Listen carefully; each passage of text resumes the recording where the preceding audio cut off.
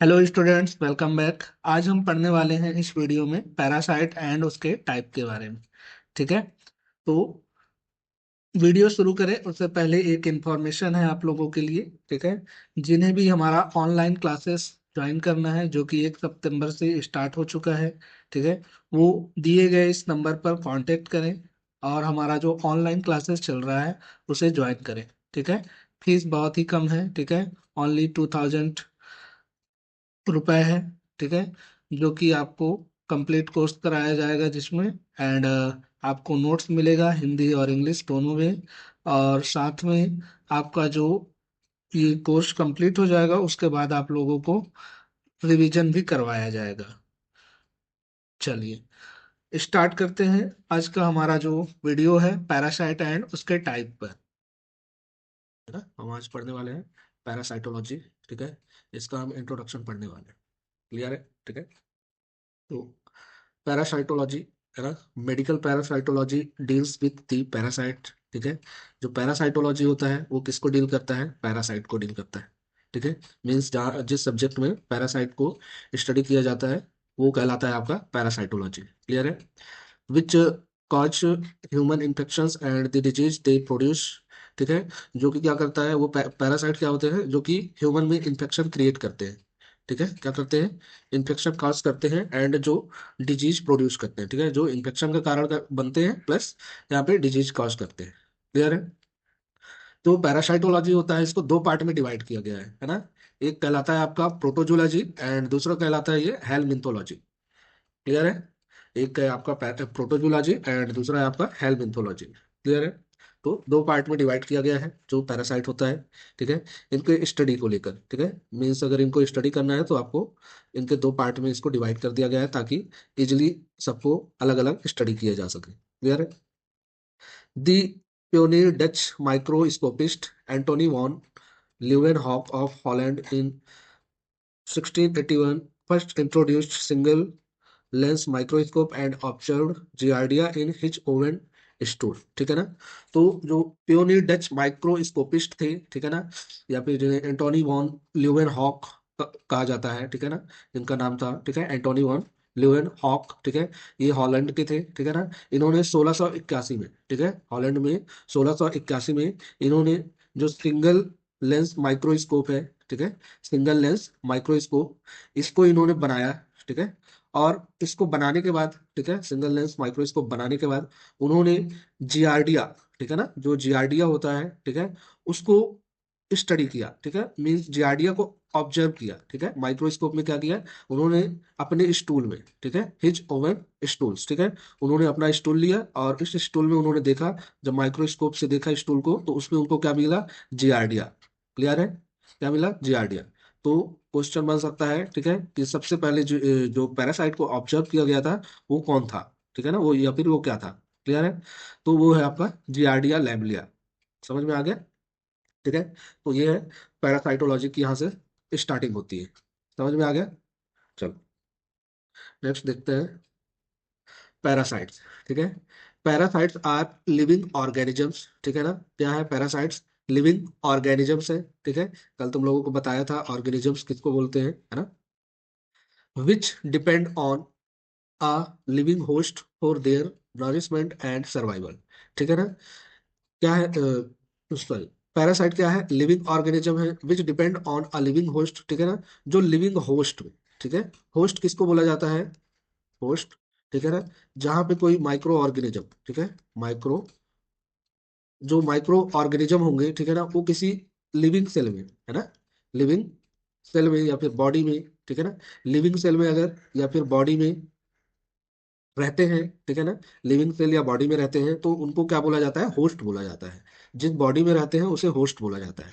Clear है? जिस body में रहते हैं उनको क्या बोला जाता है? होस्ट बोला जाता है। समझ में आ रहा है? चलो। तो ये जो पैरासाइट होते हैं क्या करते हैं? Living host for their nourishment and survival. ठीक है ना। तो जो होस्ट होता है, ठीक है ना, उनका यूज ये क्या करते हैं, तो उनसे ये नरिशमेंट लेते हैं। ठीक है ना। मतलब न्यूट्रिशन वगैरह लेते हैं, जो भी उनकी जरूरत की चीजें हैं, ठीक है ना, और वहां सर्वाइव करते हैं। ठीक है ना, सर्वाइवल के लिए। क्लियर है? दे मल्टीप्लाई या फिर under development in the host. ठीक है ना। ये होस्ट पे ही मल्टीप्लाई करते हैं, मतलब एक से दो, दो से चार। ठीक है। प्लस डेवलपमेंट जो होता है, ठीक है, या फिर इनका जो डेवलपमेंट होता है वो कहाँ पे होता है, होस्ट में होता है। ठीक है, होस्ट समझ में आ गया, जहाँ पैरासाइट रहते हैं। ठीक है, जैसे हमारा बॉडी है, तो हमारा बॉडी पैरासाइट के लिए क्या है, होस्ट है। ठीक है। The term parasite is usually applied to protozoa, unicellular organisms and helminths, multicellular organisms। ठीक है ना। तो जो पैरासाइट वर्ड है, ठीक है ना, ये किसके लिए यूज किया जाता है, यूनिसेल्युलर ऑर्गेनिजम्स, ठीक है ना, जो कि है आपका प्रोटोजोआ। ठीक है। एंड मल्टीसेल्युलर ऑर्गेनिजम्स, जो कि है आपका, ठीक है, हेलमिंथ। क्लियर है, ये कैसा होता है, हेलमिंथ मल्टी सेल्युलर होता है। मल्टी सेल्युलर मीन्स एक से अधिक सेल से बना हुआ। ठीक है ना। और unicellular means single cell. Clear है। यूनिसेल्युलर मीन्स क्या होता है, सिंगल सेल। और मल्टी सेल्युलर मीन्स एक से अधिक सेल। ठीक है, एक से अधिक। समझ में आ गया। चलो आगे देखते हैं। अब यहाँ पे है क्लासिफिकेशन ऑफ पैरासाइट। ठीक है ना। तो जो पैरासाइट है, इसको ब्रॉडली, ब्रॉडली मीन्स बोले तो पूरे दुनिया में जो होता है ना, पैरासाइट को कितने टाइप में बांटा गया है। ठीक है ना। तो यहाँ पास इसका क्लासिफिकेशन है। क्लियर है। ठीक है। तो पैरासाइट को कई टाइप से डिवाइड किया गया है। ठीक है ना। ये मीन्स कि इस दुनिया में जितने पैरासाइट अभी तक डिस्कवर किए गए हैं, ठीक है ना, तो उन पैरासाइट को क्लासिफाई किया गया है यहाँ पे। ठीक है। चलो आगे देखते हैं। तो सबसे फर्स्ट होता है इक्टो पैरासाइट। क्लियर है। Ectoparasite, ectoparasite inhabit only the body surface of the host without penetrating the tissue, जैसे कि lice, ticks and mites are examples of ectoparasite. ठीक है ना। तो इक्टो पैरासाइट मीन्स क्या होता है, कि जो इक्टो पैरासाइट होते हैं, ठीक है ना, inhibit only the body surface. ठीक है। तो ये कहाँ रहते हैं, सिर्फ बॉडी सरफेस में रहते हैं। ठीक है। कहाँ रहते हैं, ओनली बॉडी सरफेस में रहते हैं ये जो इक्टो पैरासाइट होते हैं। क्लियर है। ठीक है। इक्टो पैरासाइट कहाँ रहते हैं, बॉडी सरफेस में ऑफ द होस्ट। ठीक है ना, होस्ट जो होता है उसके कहाँ रहते हैं, बॉडी सरफेस में, विदाउट पेनिट्रेटिंग द टिश्यू। ठीक है ना, ये टिश्यू को पेनिट्रेट नहीं कर पाते हैं। ठीक है ना, ये टिश्यू को पेनिट्रेट नहीं करते हैं, बॉडी के जो सरफेस होता है, स्किन होता है, ठीक है, स्किन में ही रहते हैं, और वहीं से क्या करते हैं, अपना नरिशमेंट लेते हैं, मीन्स न्यूट्रिशन लेते हैं। ठीक है, या फिर उनके डेवलपमेंट के लिए जो भी जरूरी चीजें होती है वो वहीं से लेते हैं। ठीक है। इसका डायग्राम यहाँ पे देखना। ठीक है, ये देखो। ठीक है, ये गाय वगैरह या बकरी वगैरह या डॉग्स में, ठीक है ना, कुत्तों में पाया जाता है, पाए जाते हैं ये जैसा। ठीक है, इनको हमने हमारा जो नॉर्मल इधर बोला जाता है इनको। ठीक है। तो यहाँ तो ये पैरासाइट्स है। ठीक है। तो जैसे ये टिक्स हो गया। ठीक है, ये क्या है, टिक्स है। और इसको बोला जाता है माइस। ठीक है, ये टिक्स से इनसे बड़े होते हैं। ठीक है, तो ये माइस कहलाते हैं। और ये जो उड़ने वाले होते हैं, ठीक है, ये कहलाते हैं फ्लाइज। ठीक है। तो ये इक्टोपैरासाइट कहलाते हैं, है ना। इक्टोपैरासाइट मीन्स जो बाहर पाए जाते हैं। ठीक है, ये अक्सर जो होता है आपको गायों में, बकरी में, या फिर डॉग्स में, ठीक है, या फिर जो एनिमल्स होंगे वहां देखने को मिल जाते हैं। ठीक है, जिनके यहाँ होगा वो लोग देखे होंगे। ठीक है। तो समझ में आ गया, ये है आपका इक्टोपैरासाइट। क्लियर है। चलो, है ना। तो इक्टोपैरासाइट क्या होते हैं, जो कि बॉडी सरफेस में रहते हैं। ठीक है, वो टिश्यू को पेनिट्रेट नहीं कर पाते हैं ना, टिश्यू को मीन्स मीन्स टिश्यू को पेनिट्रेट नहीं करते हैं, बाहर ही रहते हैं। ठीक है, वहीं से ब्लड ब्लड लेते हैं। ठीक है, और अपना जो है नरिशमेंट पूरा करते हैं। क्लियर है, समझ में आ गया। तो ये है इक्टोपैरासाइट। क्लियर है। सेकंड है इंडोपैरासाइट। क्लियर है। इंडोपैरासाइट, ठीक है, a parasite which lives within the body. ठीक है ना, एक पैरासाइट जो कि कहाँ रहता है, बॉडी के अंदर। क्लियर है। Parasite lives within the body. ठीक है, जो बॉडी के अंदर रहता है, ऑफ दी होस्ट। ठीक है, होस्ट के बॉडी के अंदर रहता है। क्लियर है। And is said to cause an infection is called an endoparasite। ठीक है ना। और ये फिर क्या करते हैं, ये इन्फेक्शन का कारण बनते हैं। ठीक है, जब बॉडी के अंदर जाएंगे, जाहिर सी बात है, ये इन्फेक्शन का कारण बनेंगे। क्लियर है, इन्फेक्शन करते हैं, है ना। मीन्स इनके अंदर जाने से बॉडी में, बॉडी का जो आपका मैकेनिज्म है, बॉडी का जो फंक्शन है वो डिस्टर्ब होता है। ठीक है ना। और पैरासाइट या फिर जो माइक्रो ऑर्गेनिज्म से डिस्टर्ब होता है बॉडी, तो उसको क्या बोला जाता है, इन्फेक्शन। क्लियर है। तो ये कहलाते हैं आपके इंडोपैरासाइट। ठीक है ना, वो पैरासाइट जो कि बॉडी के अंदर। ठीक है ना। मोस्टली इनमें क्या आते हैं, most of the protozoan and helminth parasites causing human disease are endoparasites. ठीक है ना। इंडोपैरासाइट्स में कौन कौन है, आपका ये प्रोटोजोआ है। क्लियर है, प्लस हेलमिंथ। ठीक है ना, जो दो टाइप के पैरासाइट जो मेन है। ठीक है, ये दो टाइप के जो मेन जो इन्फेक्शियस पैरासाइट होते हैं। ठीक है, एक प्रोटोजोवन और दूसरा आपका है हेलमिंथ। क्लियर है। तो ये क्या कहलाते हैं आपके, इंडो पैरासाइट, है ना, इंडो पैरासाइट। क्लियर है। चलो, ठीक है। इंडो पैरासाइट जो कि causing human diseases and are endoparasite, ठीक है ना। तो ये क्या करते हैं, डिजीज कॉज करते हैं हमारी बॉडी में, ठीक है, ह्यूमन बॉडी में। चलो नेक्स्ट देखते हैं, ठीक है, ये डायग्राम समझ में आ गया होगा। चलो इसके बाद आते हैं फ्री लिविंग पैरासाइट, ठीक है ना। फ्री लिविंग पैरासाइट मीन्स इनको जरूरी नहीं होता, ठीक है, जैसे कि अदर जो पैरासाइट होते हैं, ठीक है ना, जो पैरासाइट होते हैं उनको जरूरी होता है होस्ट चाहिए होता है, ठीक है, होस्ट चाहिए होता है अपना सर्वाइवल के लिए, ठीक है। अगर होस्ट नहीं मिला तो वो मर जाते हैं, ठीक है, या फिर वो अदर फॉर्म में रहते हैं जब तक होस्ट नहीं मिलता है, ठीक है। बट जो फ्री लिविंग पैरासाइट होते हैं, ठीक है ना, refers to the non-parasitic stages of active existence, ठीक है ना। ये जो नॉन पैरासाइटिक स्टेज होता है उसमें एग्जिस्ट करते हैं, which live independent on the host, example cystic stage of Naegleria fowleri, ठीक है ना। तो जो ये लिविंग पैरासाइट होता है, ठीक है, तो इनको सॉरी लिविंग बोल रहा हूँ, फ्री लिविंग, ठीक है ना। तो ये क्या रहते हैं, फ्री रहते हैं, इनको जरूरी नहीं होता कि अगर होस्ट मिले तो वहीं पे क्या करेंगे, अपना नरिशमेंट वो करेंगे, है ना। ये अदर जगह पे भी रह करके अपना नरिशमेंट डेवलप कर सकते हैं। समझ में आ गया।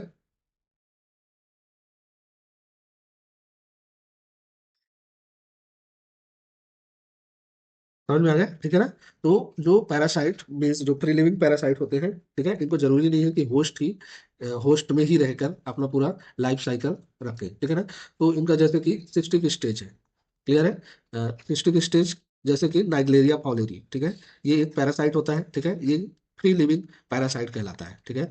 यहाँ से क्वेश्चन आ सकता है तो इसको ध्यान रखना, ठीक है। फ्री लिविंग पैरासाइट ये इंपॉर्टेंट है ना। तो फ्री लिविंग जो पैरासाइट होता है वो कौन होता है, नाइग्लेरिया फाउलेरी, ठीक है। और नाइग्लेरिया फाउलेरी का क्या, सिस्टिक स्टेज जो सिस्ट के फॉर्म में होता है, क्लियर है, क्या, सिस्टिक स्टेज, है ना। तो ये कहलाता है आपका, मीन्स इनको जरूरी नहीं होता है कि होस्ट मिले तभी ये अपना डेवलपमेंट करे, ठीक है।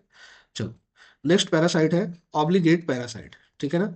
Obligate the parasite which can not exist without a host, ठीक है ना।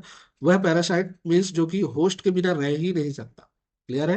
होस्ट मीन्स जैसे कि कोई पैरासाइट है जो सिर्फ ह्यूमन बॉडी में जीवित रह सकता है, तो ऐसे पैरासाइट क्या कहलाते हैं, ऑब्लिगेट पैरासाइट कहलाते हैं, ठीक है, जो कि हमारे बॉडी के बाहर रह ही नहीं सकते, क्लियर है, मीन्स कि होस्ट के बिना नहीं रह सकते, क्लियर है। जैसे कि टॉक्सोप्लाज्म गोंडाई, ठीक है ना, टॉक्सोप्लाज्म गोंडी बोलते हैं इसको, ठीक है, प्लस प्लाज्मोडियम, प्लाज्मोडियम मीन्स जो मलेरिया वाला, मलेरिया के जो फैमिली है, ठीक है, सॉरी, अरे मलेरिया फैमिली, ठीक है, मलेरिया के जो फैमिली होते हैं, है ना, जो मलेरिया डिजीज कॉज करते हैं उनके जो फैमिली होते हैं वो प्लाज्मोडियम कहलाते हैं, क्लियर है।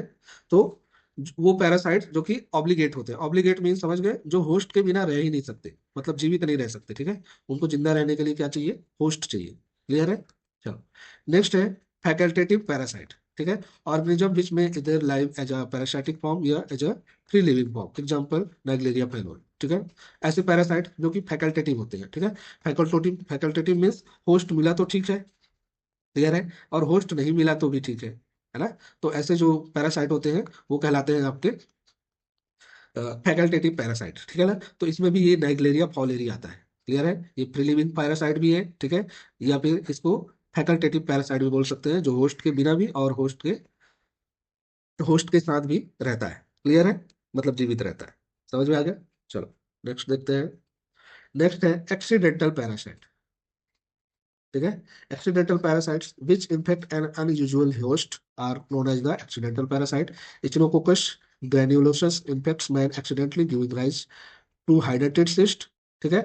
तो यहाँ पे एक्सीडेंटल पैरासाइट मीन्स क्या हो रहा है, कि वो पैरासाइट जो एक्सीडेंटली आ गया है, मीन्स ये जो पैरासाइट है, मतलब कि कोई पैरासाइट है जैसे कि ये है आपका इचिनोकोकस, ठीक है, जो इचिनोकोकस ग्रेन्युलोसस होता है, ठीक है, ये पैरासाइट कहाँ पाया जाता है, ये पाया जाता है आपके डॉग में, क्लियर है, कहाँ पे, डॉग में होता है ये पैरासाइट। बट क्या होता है, एक्सीडेंटली ये कहाँ पहुंच जाता है, ह्यूमन में, क्लियर है, ह्यूमन में पहुंच जाता है, और वहां पे डेवलप करता है हाइड्रेटेड सिस्ट, ठीक है। तो ये एक्सीडेंटली होता है, मतलब ये हैबिटेट नहीं होता है ह्यूमन में, ठीक है ना। तो ये एक्सीडेंटली होता है, तो ये फिर चला जाता है कहाँ पे, ये चला जाता है ऑर्गन्स में चला जाता है, ठीक है, एक्सीडेंटली ऑर्गन्स में, बॉडी में इंटर करने के बाद ऑर्गन्स में चला जाता है, और वहां पास क्या डेवलप करता है, हाइड्रेटेड सिस्ट, ठीक है ना, मीन्स जो कि इचिनोकोकस ग्रेन्युलोसस होता है, ठीक है, ये समझ में आ गया ना, डॉग में पाया जाता है। बट जो जैसे कोई डॉग को नहला रहा है या फिर डॉग का केयर कर रहा है, ठीक है, तो उनके थ्रू जो अगर वो अनहाइजेनिक तरीके से उसने मेंटेन किया डॉग को, ठीक है ना, और फिर खाना वाना खाया और चला गया उसके बॉडी के अंदर, ठीक है। तो उसके ह्यूमन बॉडी में भी चला जाता है, ठीक है। तो वहां जाकर के ये क्या डेवलप करता है, हाइड्रेटेड सिस्ट। समझ में आ गया, ठीक है। तो ये कहलाता है एक्सीडेंटल पैरासाइट, ठीक है। एक्सीडेंटल पहुंच जाता है ह्यूमन में। समझ में आ गया इतना। चलो आगे बढ़ते हैं, ठीक है ना। नेक्स्ट है सेवंथ नंबर, एबेरेंट पैरासाइट, ठीक है ना। एबेरेंट पैरासाइट, ठीक है ना। वो parasites which infect a host where they can not develop further are known as the aberrant या wandering parasite. Example Toxocara canis, dog roundworm, ठीक है ना, इन्फेक्टिंग ह्यूमन, ठीक है ना। एबेरेंट पैरासाइट मीन्स होता है कि जो पैरासाइट क्या होते हैं, मीन्स कि एक ये होस्ट होता है, मान लो कि होस्ट इनका क्या है, कहाँ गया, ठीक है। मान लो कि होस्ट इनका है डॉग, ठीक है, या फिर कोई और चीज है, ठीक है। हाँ, डॉग है, ठीक है। अब ये डॉग में रहते हैं ये पैरासाइट, बट अगर ये ह्यूमन में पहुंच गए, ठीक है, क्या पहुंच गए, ह्यूमन में पहुंच गए, तो यहाँ पास ये डेवलप नहीं कर पाते हैं। समझ में आ रही, ठीक है ना। जो ये पैरासाइट है ये क्या नहीं कर पाते, डेवलप नहीं हो पाते हैं यहाँ पे, है ना। तो ऐसे पैरासाइट को जो कि ह्यूमन को इन्फेक्ट करते हैं, बट वहाँ पे अपना लाइफ साइकिल कंप्लीट नहीं कर पाते हैं, ठीक है। मीन्स वहाँ चले तो गए, ठीक है, बॉडी का जो मैकेनिज्म है उसको डिस्टर्ब तो कर दिया हमारे बॉडी में, ठीक है, उससे इन्फेक्शन हो गया हमको, बट वहाँ पास वो डेवलप नहीं कर पाते हैं आगे। क्लियर है, तो इसलिए इनको बोला जाता है अबेरेंट, है ना। तो अब यहाँ पे हम बात करने वाले हैं जो ह्यूमन में पैरासाइट क्या करते हैं, इन्फेक्शन फैलाते हैं। क्लियर है। तो ये चार्ट है, ठीक है ना, शॉर्टली इसको समझेंगे हम, ठीक है ना। तो पैरासाइट जो होता है, जैसे कि हमने वहां पे डिवाइड किया, पैरासाइट को एक टाइप होता है प्रोटोजोआ, क्लियर है, और दूसरा होता है आपका हेलमिंथ, ठीक है। पहला है प्रोटोजोआ टाइप और दूसरा है हेलमिंथ, क्लियर है। प्रोटोजोआ जो होते हैं क्या होते हैं, यूनिसेल्युलर होते हैं, ठीक है, यूनिसेल्युलर, क्लियर है। पैरासाइट को जैसे कि दो पार्ट में डिवाइड किया गया है, तो एक आता है प्रोटिस्टा किंगडम के अंदर, ठीक है। अभी जो मैं कल तुम लोगों को पढ़ा रहा था बैक्टीरियोलॉजी, ठीक है, तो उसमें मैंने बताया था कि जो माइक्रो ऑर्गेनिजम्स होते हैं, ठीक है, या फिर ऑर्गेनिजम्स होते हैं, इनको डिवाइड किया गया है, ठीक है ना। तो एक टाइप है जिसमें आता है आपका माइक्रो ऑर्गेनिज्म को डिवाइड किया गया है, तो वो माइक्रो ऑर्गेनिज्म आपके आता है प्रोटिस्टा के अंदर, ठीक है। प्रोटोजोआ जो होता है कहाँ आता है, प्रोटिस्टा के अंदर, ठीक है। ये पॉइंट इंपॉर्टेंट है यहाँ पे, ठीक है। और ये कैसे होते हैं, यूनिसेल्युलर होते हैं। यूनिसेल्युलर मीन्स सिंगल सेल, ठीक है, सिंगल सेल में इनका जो सिंगल सेल होता है बॉडी, ठीक है, तो ये कहलाते हैं यूनिसेल्युलर। दूसरे हैं मल्टी सेल्युलर में है आपका हेलमिंथ, ठीक है ना। जो हेलमिंथ होते हैं वो मल्टी सेल्युलर होते हैं, मतलब एक सेल से अधिक सेल होगा इनमें। क्लियर है, समझ में आ गया, ठीक है। चलो नेक्स्ट आगे देखते हैं, ठीक है ना। तो ये किस किंगडम के अंतर्गत आते हैं, ये एनिमेलिया, एनिमेलिया जो किंगडम होता है उसके अंतर्गत आते हैं आपके हेलिमेंथिस, ठीक है, हेलिमेंथ, हेलमिंथ। समझ में आ गया। चलो, तो जो प्रोटोजोआ होते हैं इसके भी कई टाइप होते हैं, ठीक है। एक होता है एमीबा, क्लियर है। दूसरा होता है फ्लैजिलेट्स, तीसरा होता है स्पोरोजोवा, ठीक है। और चौथा नंबर होता है आपका सिलिएट्स, ठीक है। इनका जो एग्जांपल्स में देख सकते हो, एग्जांपल इनके याद भी रखना, ठीक है। अमीबा में जैसे आता है एंटामीबा और नाइग्लेरिया फॉलेरी, ठीक है। एंटामीबा और नाइग्लेरिया फॉलेरी इसके अंतर्गत, अमीबा के अंतर्गत, ठीक है। फ्लैजिलेट के अंतर्गत आता है आपका जियार्डिया, ठीक है, जियार्डिया लैबिला और ट्राइकोमोनास वेजाइनालिस, ठीक है, ट्राइकोमोनास वेजाइनालिस, वेजाइनालिस, ठीक है। तो ट्राइकोमोनास आता है एंड जियार्डिया, क्लियर है। नेक्स्ट है स्पोरोजोआ, ठीक है। स्पोरोजोआ में क्या आता है, प्लाज्मोडियम, बेबेशिया एंड टॉक्सोप्लाज्म, क्लियर है। तो जो स्पोरोजोआ तो है, स्पोरोजोआ के अंतर्गत आता है आपका प्लाज्मोडियम, ठीक है, बेबेशिया प्लस टॉक्सोप्लाज्म, क्लियर है। इन सब के बारे में एक एक करके पढ़ेंगे अपन, क्लियर है। पैरासाइट में इन्हीं सबको पढ़ना है, ठीक है। तो इतना समझ में आ गया। नेक्स्ट है सिलिएट्स, ठीक है। सिलिएट्स में आता आता है बैलेंटीडियम, क्लियर है। सिलिएट्स में आता है आपका बैलेंटीडियम, सिलिएट का एग्जाम्पल है, क्लियर है। चलो, तो ये हो गए आपके प्रोटोजोआ के टाइप, है ना, जो कि कैसे होते हैं, यूनिसेल्युलर होते हैं। समझ में आ गया। प्रोटोजोआ में जो आते हैं वो होते हैं यूनिसेल्युलर, जो कि प्रोटिस्टा किंगडम से बिलोंग करते हैं, क्लियर है। नेक्स्ट जो है आपका ये हेलमिंथ्स है, ठीक है।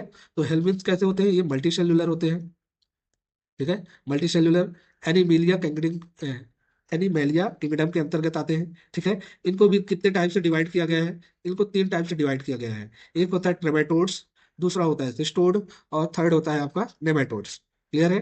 ट्रेमेटोड्स में क्या क्या आता है, फैस्टियोला हिपैटिका आता है और सिस्टोसोमा आता है, ठीक है। इनके बारे में भी अलग अलग से पढ़ेंगे, ठीक है। सिस्टोड्स आता है, ठीक है, सिस्टोड्स में टीनिया इचनोकोकस आता है, ठीक है। नेमेटोड में एस्केरिस एंड एनसाइक्लोस्टोमा आता है। समझ में आ गया, ठीक है। तो ये टाइप है, ठीक है, इन्हीं को पढ़ना है, ये चूंकि ह्यूमन में डिजीज कॉज करते हैं, क्लियर है। ये ह्यूमन में डिजीज कॉज करते हैं ये पैरासाइट, ठीक है। तो इन्हीं पैरासाइट के बारे में स्टडी करेंगे यहाँ पे।